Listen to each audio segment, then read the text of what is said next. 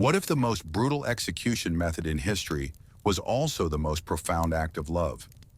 As Jesus carried his cross through Jerusalem's streets, Roman soldiers mocked him with a sign in 3 languages, calling him King of the Jews. Look at him, the King of the Jews! Pathetic! If you are the Son of God, save yourself! Yet beneath the humiliation was a divine purpose that would change humanity forever. This cinematic journey reveals how political cruelty met boundless mercy. Pontius Pilate faced a choice that reveals how power can put justice at risk. As Roman governor, he had authority to approve or refuse death sentences.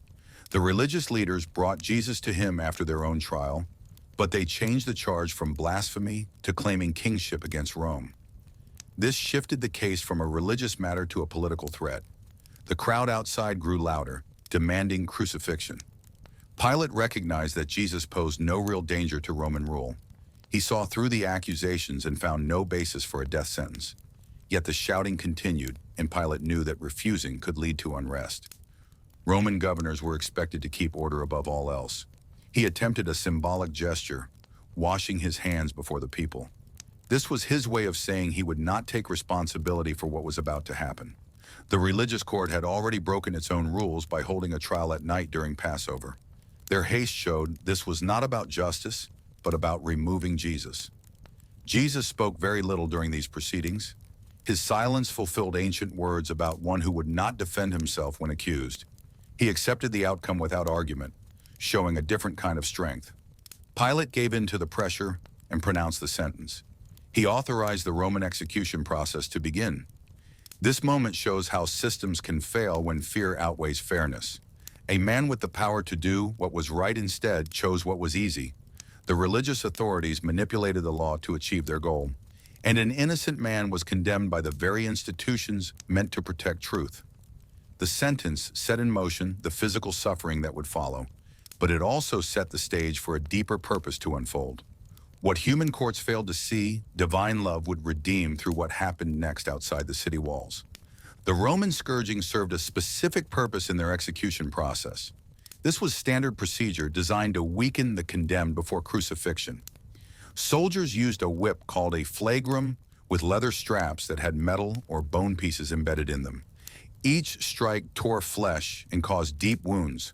The soldiers were trained in methods that maximized pain without causing immediate death. They likely rotated striking duties to maintain their energy and effectiveness. This ensured the punishment continued at full intensity throughout the process. The beating took place at a designated post, probably in the courtyard of the Praetorium where Pilate had his headquarters. Medical evidence indicates this scourging would have caused significant blood loss and trauma. The victim would experience intense pain and potential damage to muscles and nerves. The body's response would include severe dehydration and weakness. This physical weakening made the person more vulnerable to the agony of crucifixion that followed. The scourging also served as public spectacle and warning. It demonstrated Roman power and deterred potential rebels. People watching would see the consequences of challenging authority. The Romans understood that visible punishment could control populations through fear. This ritualized violence reveals the system's calculated cruelty. Every aspect was designed for maximum effect, from the whip's construction to the rotation of soldiers. The process was efficient and methodical, showing how brutality became routine in maintaining order. The physiological preparation ensured crucifixion would be even more agonizing. The flagrum's design specifically engineered severe physical trauma. The metal balls or bone shards created lacerating wounds that bled profusely. This blood loss could induce hypovolemic shock before the crucifixion even began. The soldier's objective was to break both spirit and body. The public setting of the scourging reinforced its purpose as deterrent. When conducted in the Praetorium courtyard, it became a visible lesson in Roman authority.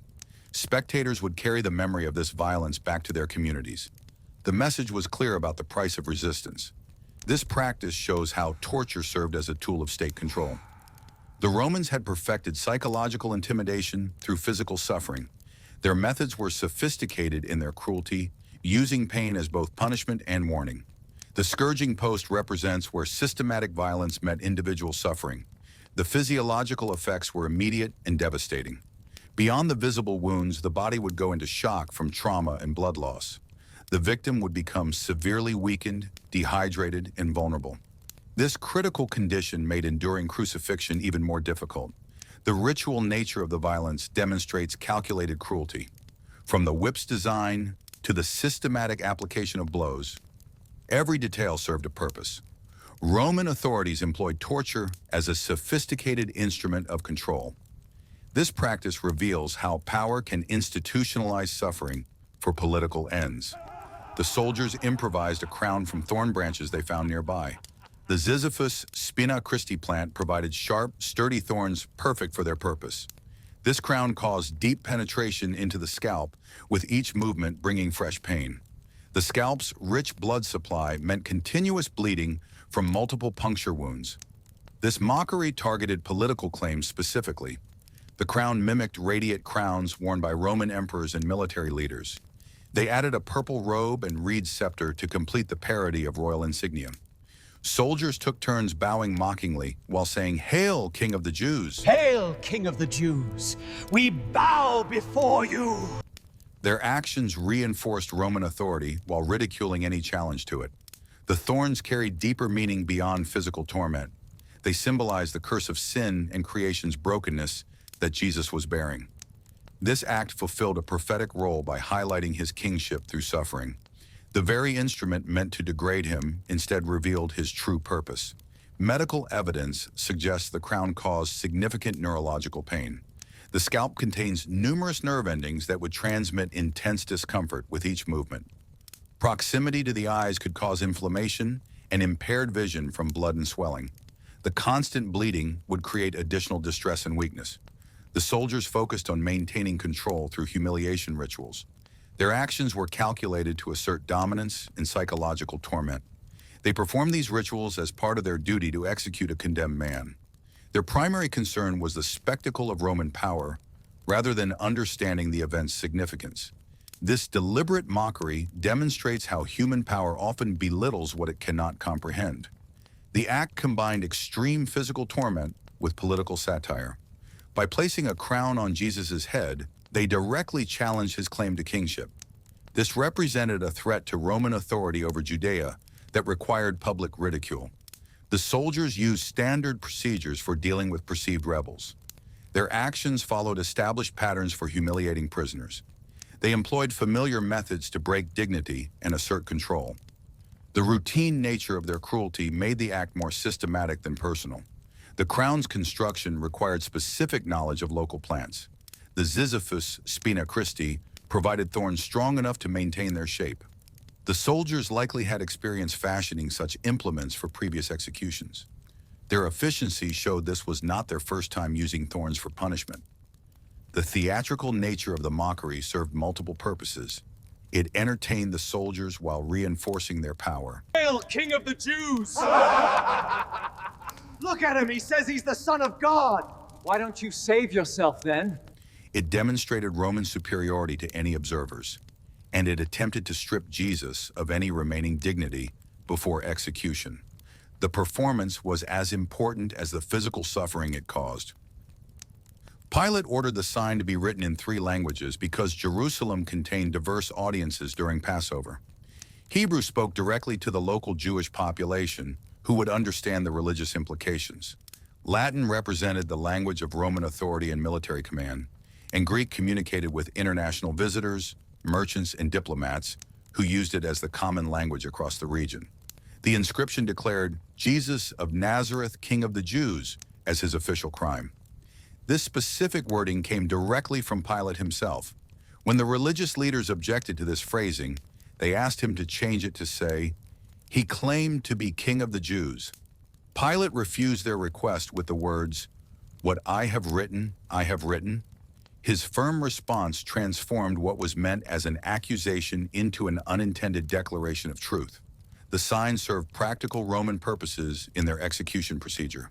It announced the condemned person's crime to everyone passing by the crucifixion site. This public declaration acted as both deterrent and demonstration of Roman justice. The permanent nature of the written accusation contrasted with the temporary mockery of the soldiers. While their humiliation was immediate and physical, The sign remained as an official record. Each language community received the same message about Jesus' identity. Hebrew readers saw the declaration in their sacred tongue. Latin readers understood it as Roman legal condemnation. Greek readers comprehended it through the language of commerce and culture.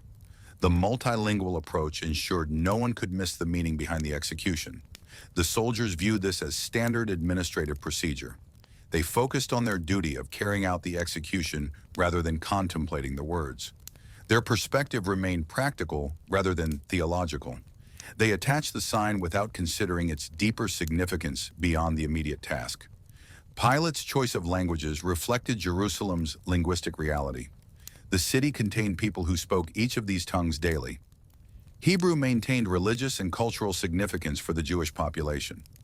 Latin represented the occupying power's administrative language. Greek functioned as the common tongue for international communication. The wording directly addressed the political charges that had been brought against Jesus. The religious accusations of blasphemy had shifted to claims of sedition against Rome. Pilate condemned Jesus based on these political implications rather than religious concerns. The inscription reflected this political charge rather than the original religious accusations. This administrative detail became something far greater than intended. What was meant as a routine declaration of crime became eternal testimony. The soldiers performed their duty without understanding the significance. Their ordinary actions carried extraordinary meaning they could not perceive. The sign's message would outlast the temporary suffering of the cross. The crossbeam Jesus carried weighed between 75 and 100 pounds. This heavy timber represented the horizontal part of the cross that would eventually support his body. The vertical stake remained fixed at the execution site for reuse, a permanent fixture designed for repeated use. Prisoners typically carried only this crossbeam through the streets to their place of execution. His weakened condition made carrying this weight nearly impossible. The extensive blood loss from the scourging had left him physically depleted. Dehydration and trauma from the beating further compromised his strength. The crossbeam would have strained shoulders already torn and bruised from the whipping. Each step required tremendous effort under these adverse conditions. Roman soldiers possessed legal authority to compel bystanders to assist with executions. This practice ensured the process continued efficiently, regardless of the prisoner's physical state. When Jesus faltered under the crossbeam's weight, they exercised this coercive power. They selected Simon of Cyrene from the crowd to carry the burden for him. This intervention provided physical relief, but continued the procession's forward movement. The route through Jerusalem's streets served specific purposes in Roman executions. Crowded thoroughfares maximized public exposure and humiliation for the condemned. The visible suffering acted as a deterrent to potential rebels and dissidents. The path to Golgotha ensured many witnesses would see the consequences of challenging Roman authority. This public spectacle reinforced the empire's control through fear and intimidation. Simon's involvement demonstrates how divine purpose sometimes works through human obedience. His compelled action placed him at a pivotal moment in history, despite his initial reluctance. The soldiers focused only on completing their duty efficiently, rather than considering deeper significance. Their practical concern was moving the execution forward without delay or complication. This moment reveals important aspects of human nature and systems of power. The Roman military's authority allowed them to force civilians into service for state executions. Simon's assistance shows how ordinary people can become involved in significant events through circumstances beyond their control. The contrast between coercion and compassion emerges in this interaction. The physical burden of the crossbeam represents only part of the weight being carried. Beyond the wooden beam, Jesus bore the spiritual weight of humanity's brokenness. The soldiers saw only a prisoner unable to complete a physical task. They failed to recognize the greater burden being carried through the streets that day. Their perspective remained limited to the immediate practical requirements. Simon's assistance allowed the execution procession to continue its journey. Without his intervention, the physical journey might have taken much longer or required alternative measures. The soldiers ensured their timetable remained intact through this impromptu conscription. Their priority was maintaining the schedule and spectacle of Roman justice. This episode shows how divine plans can incorporate human actions beyond our understanding. Simon likely viewed his role as an unwanted interruption to his day. The soldiers saw it as routine procedure to keep things moving forward. Yet this moment would become part of a story that would transform human history. The journey to Golgotha covered about 650 yards through Jerusalem's crowded streets. Passover pilgrims filled the city, many unaware of the execution happening in their midst. Merchants continued selling goods as the procession passed by. The ordinary business of the city carried on alongside this extraordinary event. Roman soldiers used standard crowd control methods to clear a path. They pushed people aside to ensure the prisoner reached the execution site. Their movements were practiced and efficient, showing they had done this many times before. They maintained order while the condemned man moved toward his death. Spectators reacted in different ways to what they saw. Some shouted insults and joined in the mockery. Others watched in silent horror, unable to look away. The variety of responses revealed how people process suffering differently. Each person brought their own perspective to what they witnessed. The route passed through various quarters of the city, exposing social divisions. Wealthy districts and poor neighborhoods saw the same procession. People from different backgrounds observed the same suffering. The journey revealed how society was structured and how people occupied different spaces within it. Women from Jerusalem followed the procession, weeping and mourning. This was a customary practice at executions in their culture. Their professional lamentation added a layer of ritual to the event. They performed this service as part of the city's response to death. The indifferent crowd shows how routine crucifixion had become under Roman rule. Some people continued their daily activities without pausing. Others watched with passive curiosity rather than deep engagement. The spectacle was both extraordinary and ordinary in its setting. This varied response mirrors how humanity still reacts to suffering today. Some people turn away from difficult situations, while others engage deeply. Some become actively hostile, while others offer compassion. The range of reactions along that road reflects the same spectrum we see in modern times. The procession moved through spaces meant for life and celebration during Passover. The contrast between the festive atmosphere and the execution created a jarring disconnect. People preparing for religious observance encountered state-sanctioned death. This juxtaposition highlighted the complexity of human experience. Roman authority maintained control through visible displays of power. The public nature of the execution served as both punishment and warning. The soldiers ensured everyone could see the consequences of challenging the system. Their actions reinforced the structure that kept order in the city. The journey revealed how suffering exists alongside ordinary life. People can experience profound moments while others continue daily routines. This disconnect between the significant and the mundane continues in human experience. We all navigate between extraordinary events and ordinary responsibilities. The women's mourning provided a formal recognition of the gravity of the situation. Their lamentation acknowledged the weight of what was happening. This cultural practice gave space for emotional response within the community. It created a container for grief amid the chaos of the event. The diverse reactions along the route show that no single response defines humanity. We contain the capacity for cruelty, indifference, compassion, and ritualized grief. The Via Dolorosa becomes a mirror for our own varied responses to suffering and sacrifice. Simon was a Jewish pilgrim who had traveled from Cyrene in North Africa to celebrate Passover in Jerusalem. He found himself in the crowd watching the execution procession when Roman soldiers randomly selected him to carry the crossbeam. Their legal authority allowed them to compel any bystander to assist with executions, and Simon happened to be the person they chose. This interruption dramatically affected his religious observance, since carrying a crossbeam would render him ritually unclean for Passover. Cyrene maintained a significant Jewish diaspora community that maintained strong ties to Jerusalem. Pilgrims like Simon made regular journeys to participate in major festivals. The city's Jewish population kept their traditions while living under Roman rule in North Africa. Their connection to Jerusalem remained important for religious and cultural identity despite the distance from their homeland. The soldiers' action demonstrated how Roman authority could override personal religious obligations. Simon's planned participation in Passover rituals was suddenly replaced by forced involvement in an execution. This interruption shows how human plans can be redirected by external circumstances beyond our control. What began as a spiritual pilgrimage became an unexpected participation in a pivotal historical moment. Mark's Gospel mentions that Simon was the father of Rufus and Alexander, suggesting these sons became known in the early church. This detail indicates that Simon's family remained connected to the growing Christian community.